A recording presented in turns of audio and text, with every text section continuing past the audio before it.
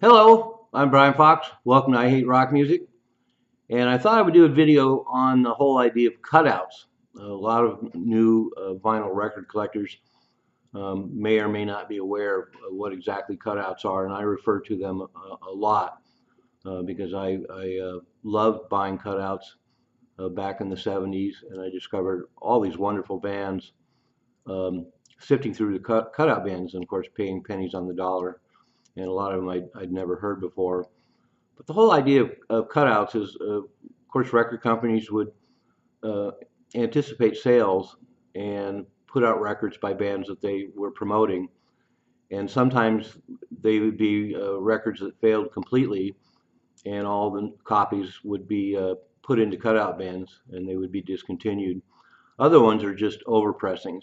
For example, in the 70s, the cutout bins were full of copies of The Doors' Soft Parade and Steppenwolf at Your Birthday Party because the records labels had anticipated a lot larger sales, so they kind of sold off the remainders because they just couldn't move them.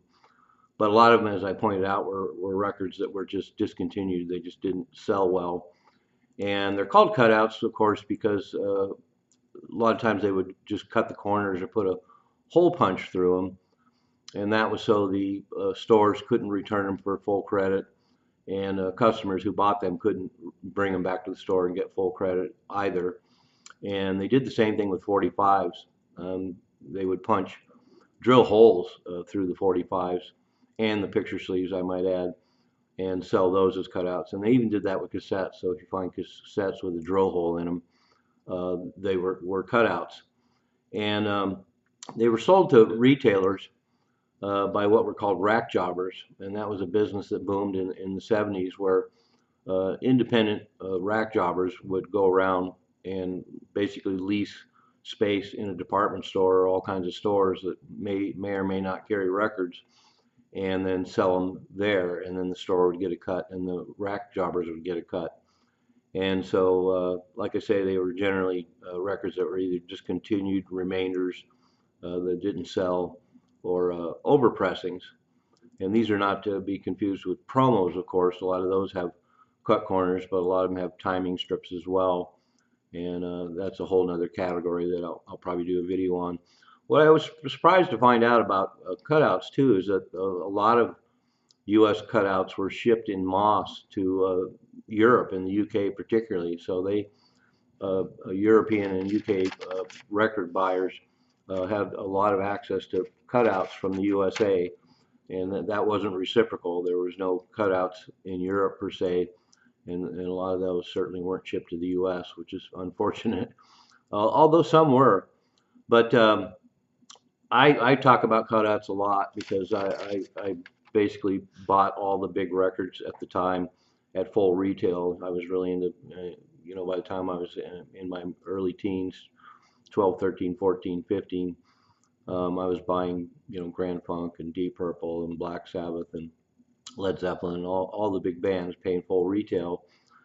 But I was really excited to find out about cutouts. I kind of found out about them because we'd get ads, newspaper ads.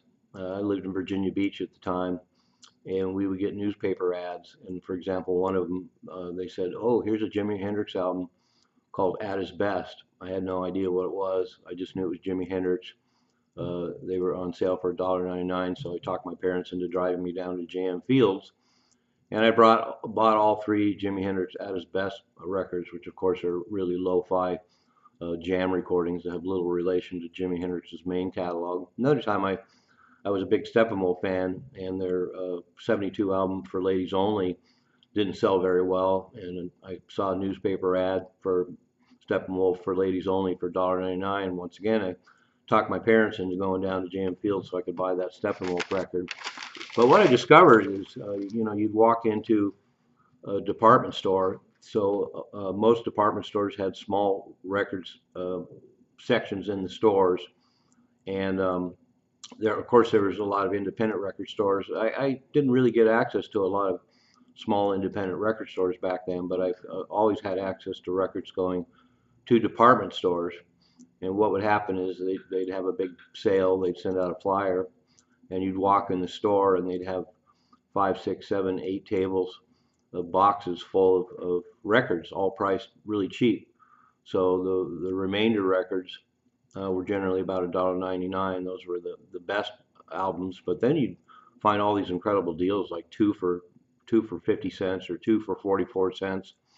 And then you could also find stores that had boxes of 45s, and what they would generally do is package 3 or 4 singles in a plastic bag, and all of them had drill holes in them, and you didn't know what you were getting. You could see the singles on the outside of the package, but not what was sandwiched in between. I ended up buying a few of those, but for me, it was just incredibly exciting.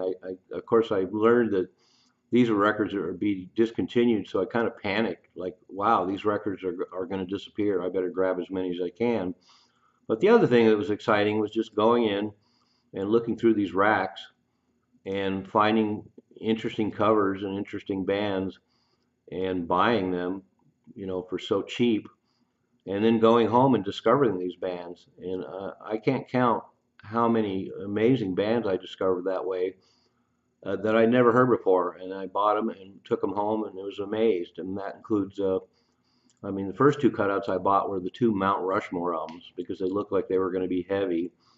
And they weren't world class by any stretch, but they were good enough. And so that kind of opened the door. And I bought Magic Ship and Sacred Mushroom and a lot of records like that. But I also bought the Groundhogs first record. I bought the Patto albums, the Jade Warrior albums. All those Vertigo records in the U.S. were in cutout bins. I bought Big Star that way. I bought the Jade Warrior albums that way. Just countless bands that were really great that just didn't sell any records back then. Then, of course, I bought, the Doors. Was a remainder. Soft Parade didn't sell well, so I bought that in cutouts. I bought Steppenwolf At Your Birthday Party in cutouts.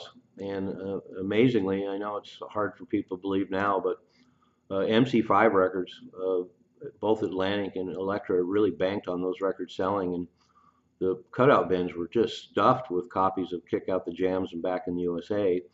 I didn't buy them right away because they actually got poor reviews in most of the rock magazines. And then I finally got Kick Out the Jams, and I couldn't believe what I was hearing, and just blew me away. And another record that was filling the cutout bins was I remember walking into a store in Middletown, New York, and they had a couple boxes out front, and there was probably 100 copies of Velvet Underground's White Light, White Heat. So I ended up buying about 5 copies. I wish I could have bought more, but these are the kind of records. I understand that Stooges records ended up in the cutout bins, and most of the Velvet Underground records ended up in cutout bins. But in all those years, I was buying cutouts between 1969 and 1974 or 5. I didn't really see any Stooges, so people must have been snapping those up pretty quick. But I have some of my greatest memories are going to cutout bins, and a lot of times you'd be surprised where you'd find them. Sometimes you'd go to a pharmacy and you go up to the cash register, and there'd just be a box next to the cash register with a few cutouts in them. But all those bands that I talk about, like Patto and Blitz, High Tide, I bought for 44 cents, probably in 1971. And so I have to say I had quite a record collection by the time I was 14, 15, 16, probably 200 records by then. A lot of them I bought for full price, but chock full of cutouts. And I'm really glad that I got to hear bands like Patto and High Tide early on, because they really formulated my taste, and particularly for bands that weren't that popular, who are incredibly creative. And it was a great way to just discover music when I was a young teen. And needless to say, almost all the records that ended up in cutouts back in the day are serious collectibles now. I have to laugh too, because of course as a young headbanger, I wasn't really into jazz, but looking back, I can remember the racks were full of records with big sweaty black guys playing saxophones on the cover. And I can guess that they were a lot of records on Impulse by Albert Ayler and John Coltrane and the like. And of course I passed those over.